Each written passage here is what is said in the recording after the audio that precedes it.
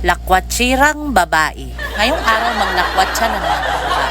Siyempre hindi yan naalis ang babaeng yan kung hindi siya maglalagay ng kuloriti sa pagmumuka niya. Magaling lang naman yung babaeng yan sa paglalagay ng mga kuloriti sa pagmumuka niya. Pero paasikasuhin mo yan sa bahay, ipaglaba mo yan siya. Napakatamad niya. Pero utusan mo yan mag-makeup, mag-skincare. Napakabilis niya. Ang kubita dito sa bahay naninilaw na.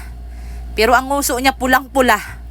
Pati ang pisngi niya, wala talagang kahihiyan. Kung may pupunta dito sa bahay, hindi siya mahihiya na ipasiar niya ang tao na nanlilimahid ang CR, na may nakasabit na pante. Yang alahas-alahas na sinusuot niya, ako na lang ang maaawa sa manghuldap sa kanya. Kay walang mapapala, hindi man yan masasanla. Mahilig magsuot-suot sa mga aksesoris. Burara naman hindi ililigpit. Walang katahimikan talaga sa bahay tong babaeng to kahit masama ang panahon. Kahit mabagyuhin tayo, hindi talaga niya mapigilan ang pagkalakwatsira niya. Isasama pa ang mga bata sa mga kalukuhan. Sus, Dorinel, pa ganyan-ganyan ka sa itsura mo. Ako na lang ang mahihiya sa'yo. Maganda tignan.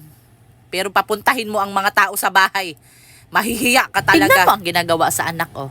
Pinapainom na mga kung ano-ano. Yang bata, kaya yan magkakasakit, magkakasipon. Walang gana kumain, kaya anong binibigay sa nanay? Siya din talaga ang nagbibigay sa mga bata ng sakit.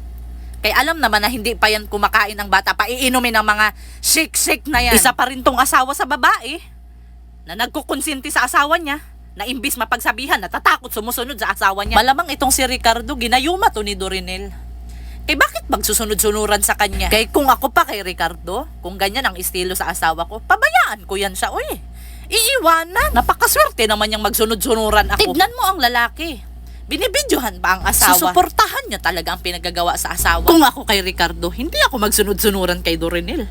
Sus! Pero anong magagawa natin kay ginayuma man ang lalaki? Ay, wala tayong magagawa kapag gayuma ang umipik.